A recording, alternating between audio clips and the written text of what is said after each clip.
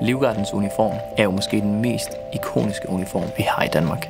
Tidligere er de aflagte uniformer blevet kasseret, men i år har vi i samarbejde med Kvadrat Really fået lov til at give uniformerne et nyt liv.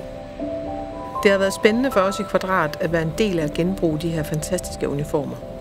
Genbrug af tekstiler er meget vigtigt, og der er noget helt særligt ved at arbejde med tekstiler, der indeholder så meget historie. Derfor var det også en meget stor dag, da vi sammen med Forsvaret kunne lægge de allerførste uniformer på båndet.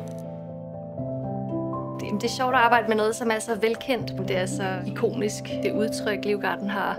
Jamen, det er en række af huer, som bliver gentaget på skrå opad, så opstår der sådan en trappeform nederst, og øverst er der en form for himmel. Og det andet værk er inspireret af Livgardens bukser. Og at man forestiller sig, at Livgarden kommer gående, og man kan se igennem rækkerne af ben, der er i bevægelse.